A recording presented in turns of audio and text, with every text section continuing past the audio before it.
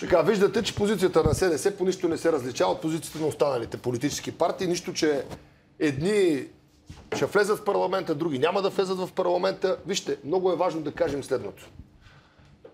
От разпад на държавността в този момент няма полза никой друг, освен тези, които днес бяха уличени в фалшификация на вода.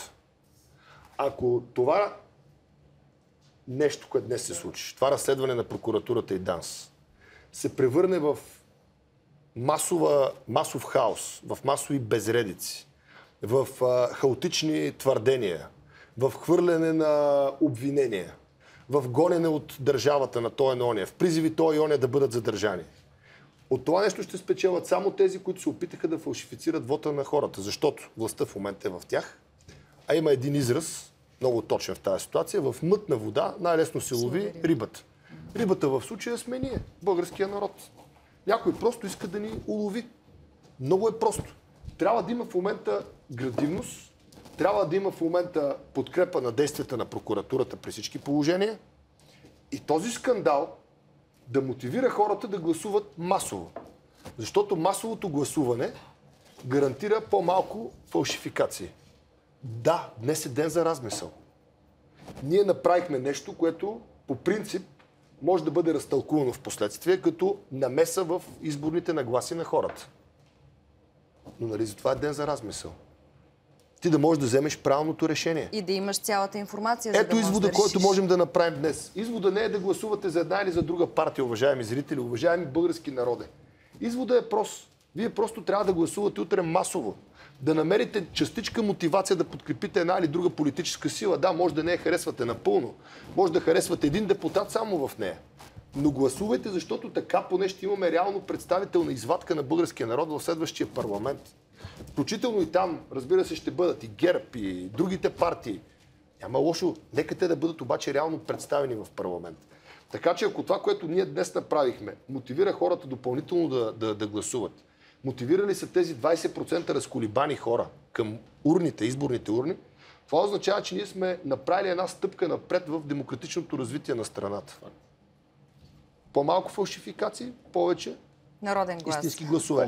Да. Както виждаме, всички в момента разсъждават по един и същи начин. Виждате, че не сме чули още ГЕРБ, ще ги чуем в 18:30, но те има да отговарят на много остри въпроси, които надявам се нашият репортер в Търново Мартин ще им зададе. И може да се окаже в един момент, че от целият този, така как да кажа, хаос, който започва да се създава в държавата, единствените печеливши могат да са тези, които тръгнаха да фалшифицират вот. Това е моето притеснение. Сега, доколкото разбирам от колегите, имаме готовност да изучим кадрите от моето стълкновение с хората в Костинброд. Излучвам ги, за да стане ясно, че аз на никого не съм посягал, че на мене ми отваряха вратите, блъскаха колата. Ето, вижте ги хората. Елате при хората, що бегате? Чакай, не бягай!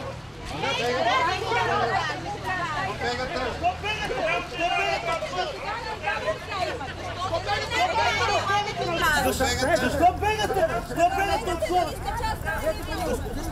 Виждате, че тази жена с червените коси отваря за пореден път вратата на колата ми.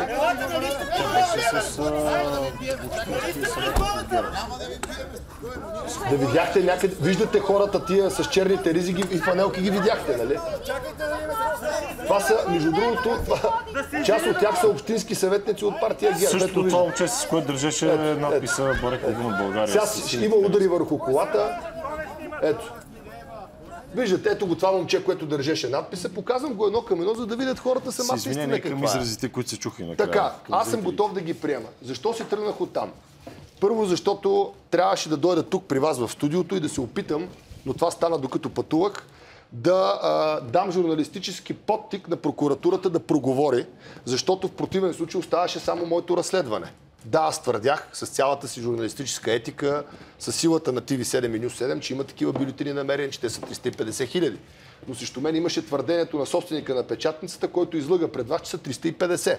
Това беше първият мотив. Втория, аз вече бях започнал да ставам източник на напрежение. С мен там имаше екип от десетки хора от TV7 и News 7, 90% от личен състав, момичета на възраст 25 години. Репортерки и асистенти. Ако аз бях останал още малко там, гнева върху мен щеше да се прехвърли върху тези хора. А какво геройско има в това? Аз мъж 2 метра да излеза там и да се бия с тия жени, които отваряха вратата на колата и с тия 4-5 бабанки, които очевидно търсиха провокацията, за да ми отнесе един тупаник, нали? И да покажат после как не само техният депутат Доброслав Димитров може да го замерят със яйце, но и Бареков беше набит.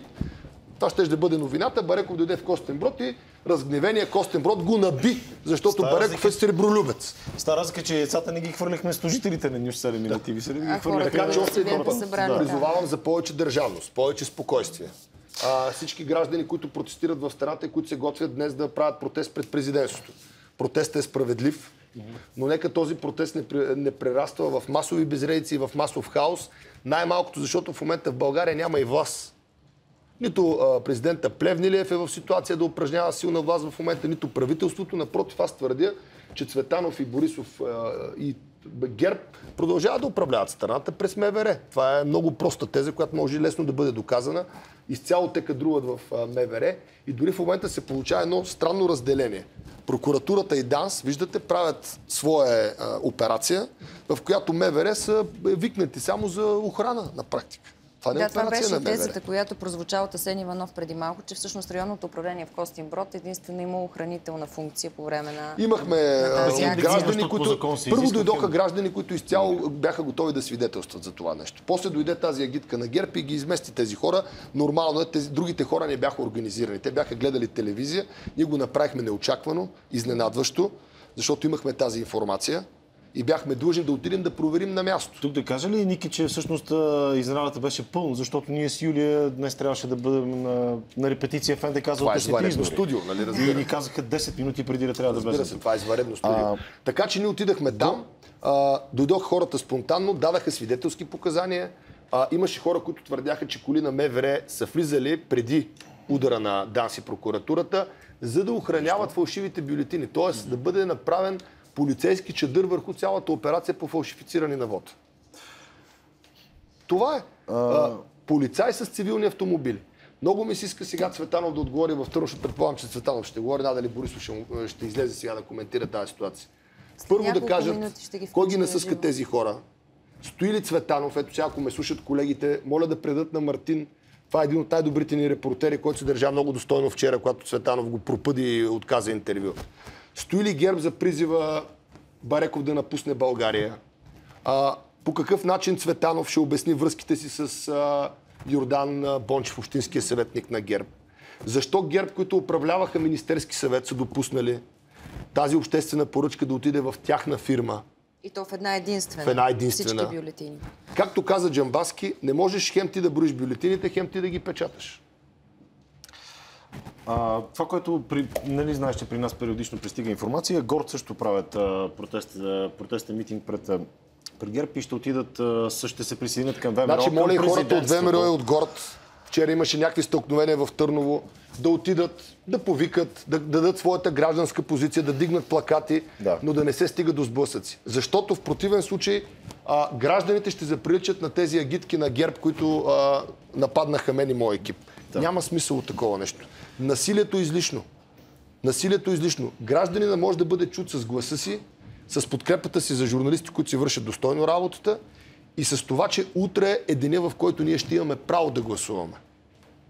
Утре е всъщност единствения начин да покажем, че можем да... Гласувайте масово, изберете си партия. Дори тази партия да бъде някаква партия, която до момента не ви е харесвала съвсем, да сте се колебаяли мъничко, става ли или не става да я подкрепите. Идете и гласувайте. Това ви казваме ние в деня за размисъл. 350 хиляди по-малко фалшиви бюлетини, 350 хиляди по-малко поне на този етап фалшиви гласа. И 25 по-малко фалшиви депутати в парламента.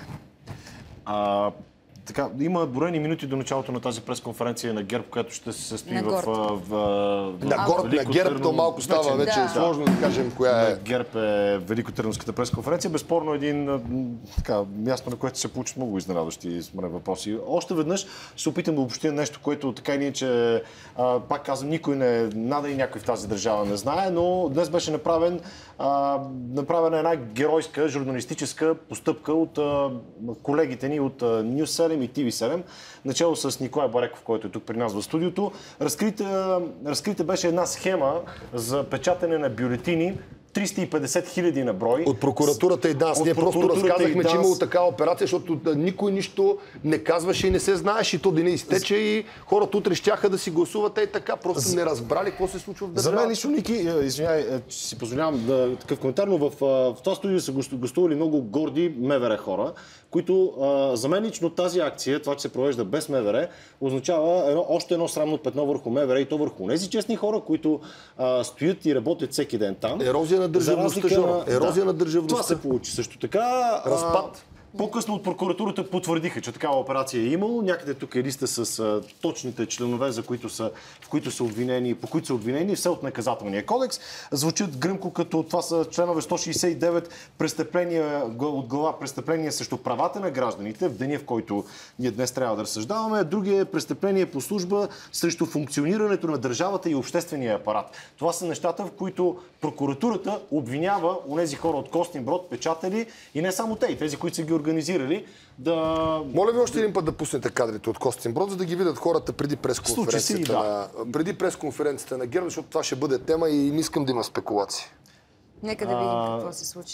Не искам да заспивам с мисълта, че на някой съм избил зъбите, както каза човека преди малко, най-нагло лъжейки в ефир. Всеки момент ще пуснат кадрите.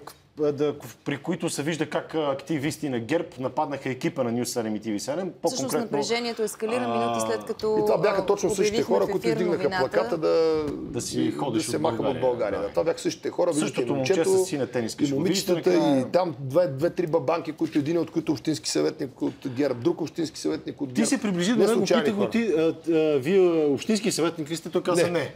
После оказа, че съм объркал името, но аз го питах дали общински съветник от ГЕРБ. Общински съветник, какво значение дали му е вика после, аз съм Иван Иванов, а какъв сте вие? Ето ги кадри.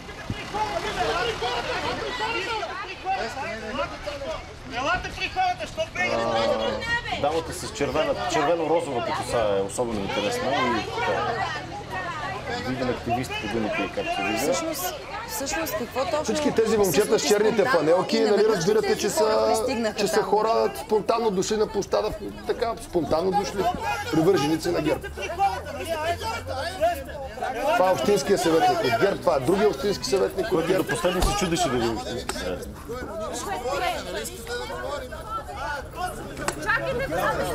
Чакайте да видим да се извини на хората! Айде, гадите!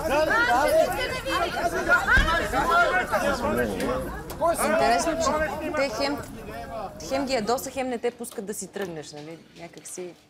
Един човек дойде и ми подари ябълка, няколко дойдоха и ми стиснаха ръката преди тази агитка да ги разгони хората, защото това бяха предимно възрастни хора. Дойдоха няколко, които спряха с автомобилици, просто казаха поздравления за това, което правите ти, телевизията ти.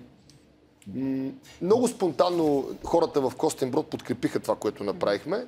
Накрая се събраха тези хора, тяхно право е, те са привърженици на политическа партия.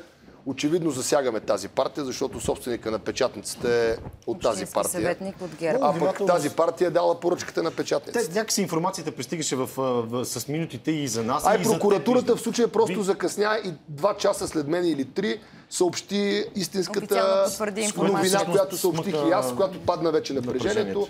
350 хиляди са отпечатаните фалшиви бюлетини, толкова колкото казах. Не съм излъгал и с една бюлетина. За сметка на това 100-кратно излъга вашия събеседник Бончев. Аз затова ви казвах нервно в ушите. Питайте го, лъже този човек лъже. Не са 350 бюлетини. Най-смешно ми стана на края на разговора, когато го попитах, жандармерията пази този брак там от 1%, т.е. на 350 бюлетини 1% колко е, Юре? 3,5 жандармерията с автомат. Жандармерията пази, 3,5 бюлетини. Не, по думите му това била съвсем обичайна проверка, която не открила нищо нередно, нали?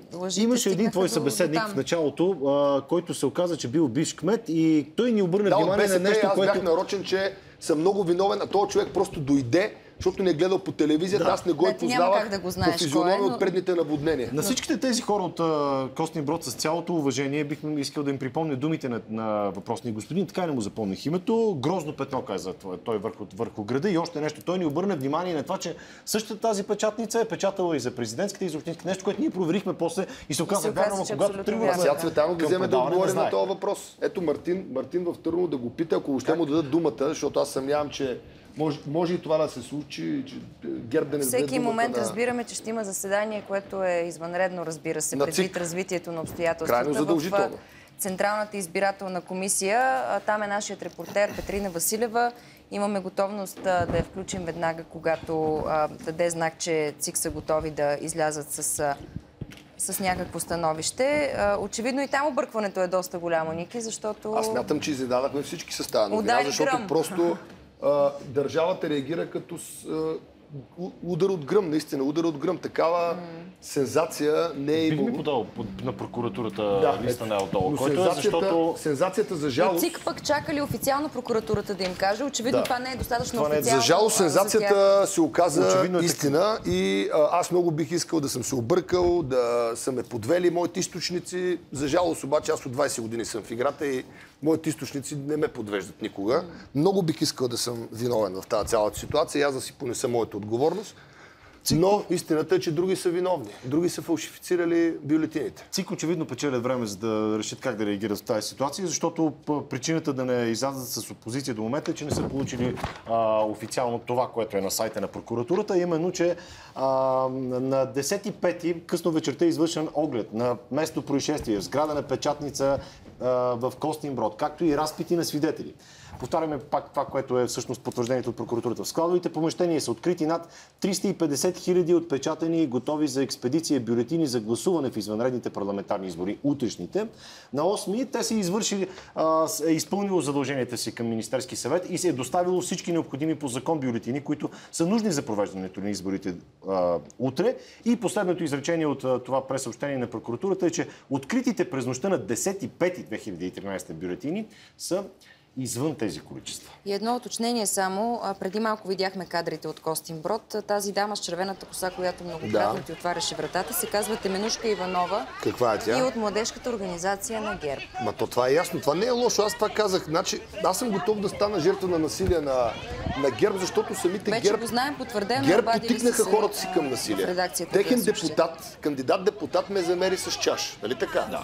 Самата партия пусна декларация и това е безпрецедент. За първи път политическа партия на власт в България Поведе война срещу поведе медия. война срещу журналист и неговата медия. С обиди, с квалификации, с иронии, с заплахи откровенни. Това е резултата. И аз тогава казах на площада пред Александър Невски. Предупредих ГЕРБ, който се... Как беше там? Който се... вятър... Който се е вятър, жене буря. Това е. Не можете да нагнетяваш такова напрежение. Не можеш да употребяваш езика на омразата ката ден в парламента, в вестниците, в телевизията, да лепиш клейма на лекарите в Горна Оряховица, на политическите опоненти, да ги определяш с по един епитет и накрая това да се стовари на главата. Стовари се. За жалост. Аз виждам, че вече се бави пресконференцията на ГЕРБ, която Нали беше знаеш, че те сега се чудят какво да кажат. Там е официално най-тежката обявена ситуация в за момента.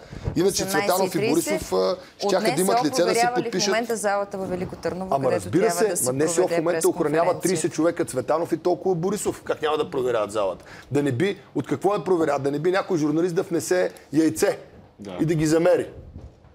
Това ли проверяват? То лошото е, че яйцето не... Всъщност хубавото е, че яйцето не хръкне нито от журналист, нито от някой друг, от хората, които се бяха събрали. Ма това не е единствената сцена, по която хвърчаха яйца. Води цялата кампания. Никой не е много заплашил добре ГЕРБ знаеш. в нищо. Цветанов и Борисов продължават да имат цялата власт. МВР работи за тях. НСО ги охранява. Общо около 50 човека, 60 дневно охраняват и двамата. Тези двама човека сипят заплахи срещу опонентите си, писаха декларация, макар и никой не застана с лицето си зад нея срещу мен и телевизията. В един момент те се оказват заплашени. Откъде на къде?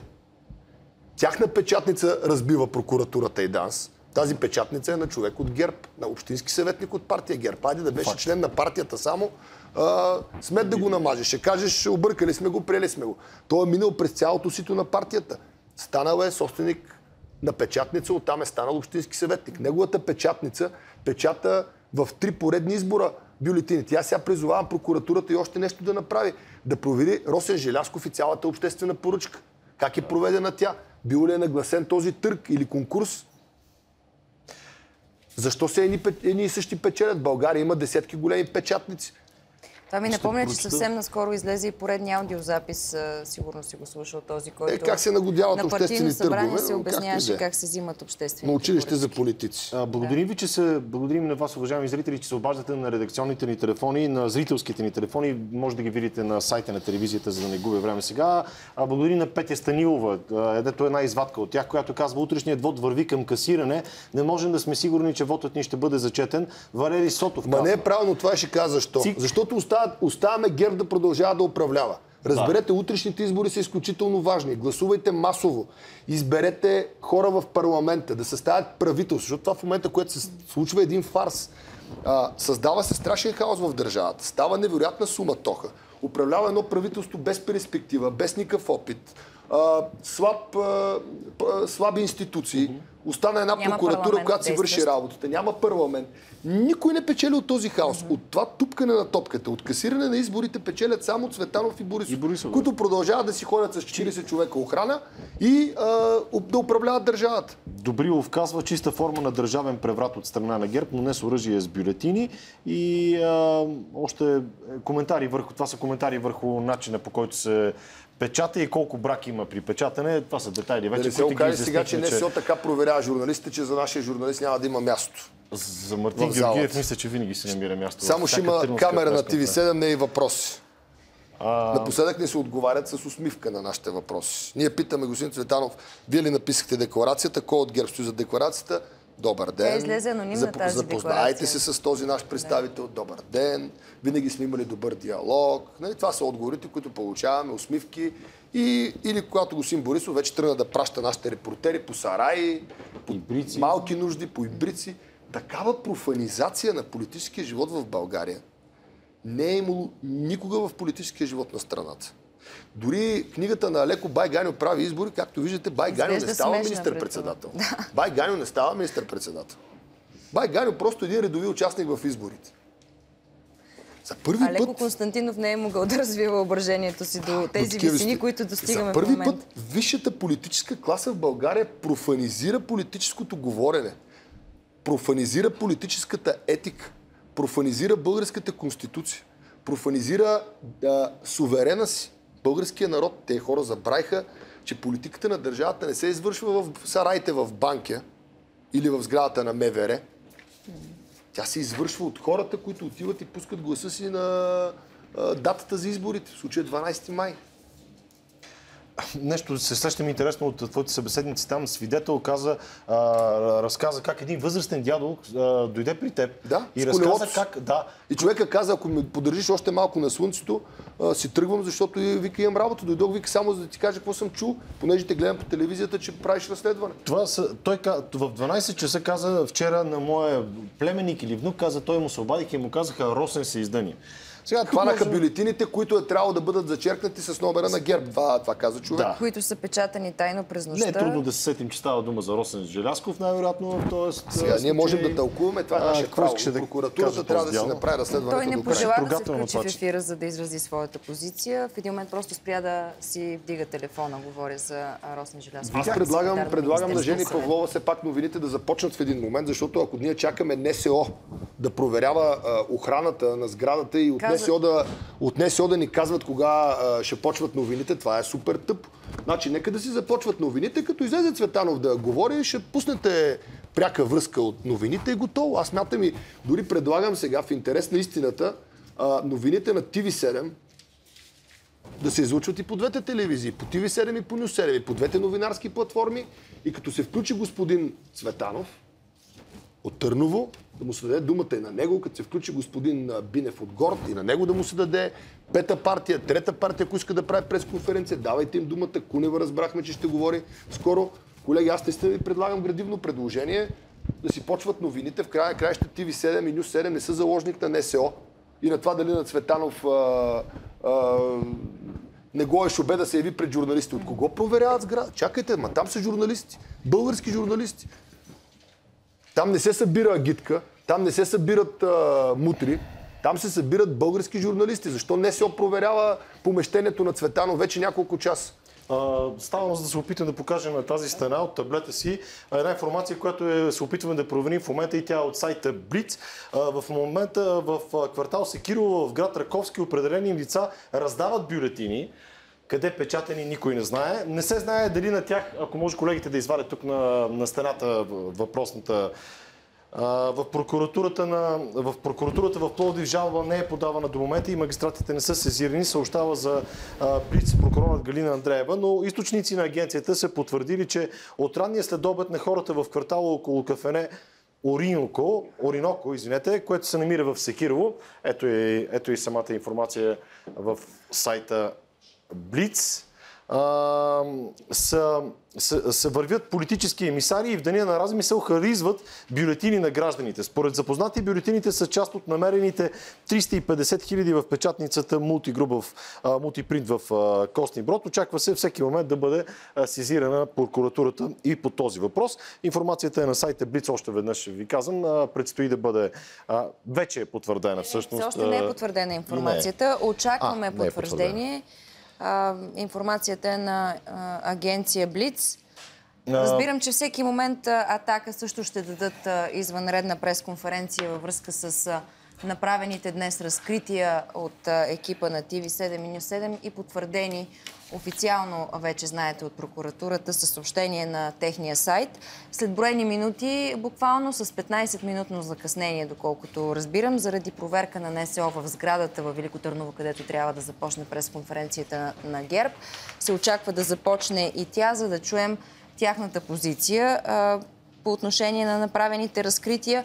Иначе до момента вече чухте и в нашия ефир извънредни брифинги дадоха БСП, ДПС, СДС, изпускам ли някоя партия? Мисля, че движението на Меглена Кунева се застъпиха с ДПС. също даде извънредна пресконференция.